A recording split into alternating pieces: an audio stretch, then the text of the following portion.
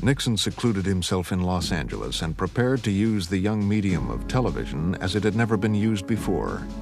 He would bypass the press, bypass even Eisenhower, and plead his case directly to the American people.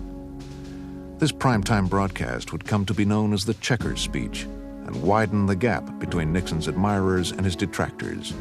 To some, he seemed humble, honest, sincere.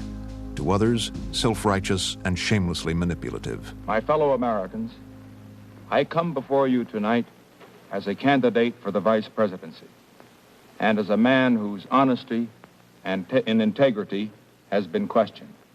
And so now what I am going to do, and incidentally, this is unprecedented in the history of American politics. I am going at this time to give to this television and radio audience a complete financial history. Everything I've earned, everything I've spent, everything I owe. I don't remember talking to his mother, but his father, he thought that he really did all right. He said, I hated to hear him say some of the things he said, but he told the truth, and that's what the people wanted to hear, and that's did the job for him. First of all, we've got a house in Washington which cost $41,000 and in which we owe $20,000. We have a house in Whittier, California, which cost $13,000 and on which we owe $3,000. My folks are living there at the present time.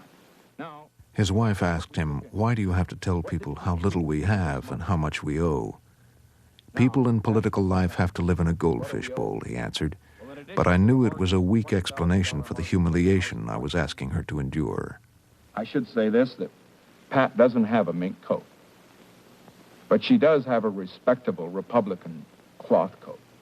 And I always tell her that she'd look good in anything.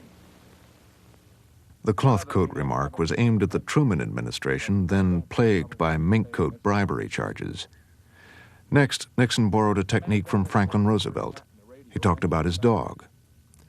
Using the same ploy as FDR, he wrote in his memoirs, would irritate my opponents and delight my friends. We did get something, a gift, after the election.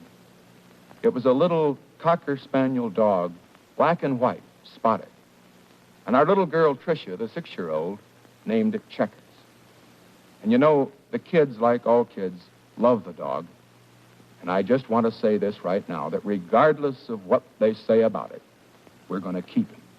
I would do nothing that would harm the possibilities of Dwight Eisenhower to become president of the United States. And for that reason, I am submitted to the Republican National Committee tonight through this television broadcast, the decision which it is theirs to make.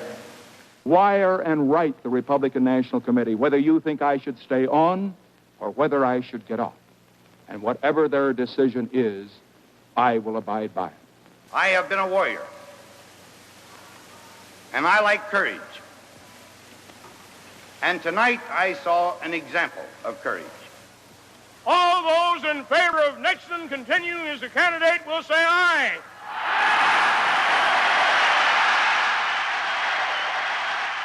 I had called some Republican friends of mine, had asked them to send telegrams to Nixon saying, don't drop off the ticket, and they had refused. And I was with some of them when I watched the Checkers speech, and afterwards every one of them sent a telegram to Nixon saying, great job, stay on the ticket. Nixon stayed on the ticket that was swept into office in November, the first Republican administration in 2 decades. During the Eisenhower years, Nixon became the point man.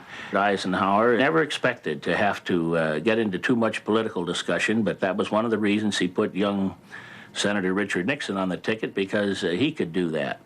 So all the tough political assignments usually were given to Nixon. All a Democrat Congress offers, if elected this year, is a return to the policies of the Truman administration. He's a very partisan creature, after all, and he becomes, for the first time, really the focus of genuine criticism in the press. He has enjoyed enormous immunity in the press in Southern California and nationally up until the '52 campaign, and he suffers his first tarnish in the Fund episode, and that gets worse and worse until Herb Block begins to give him a heavy beard in cartoons in the Washington Post, and he comes under sometimes vicious, often very telling and accurate attack in the national media.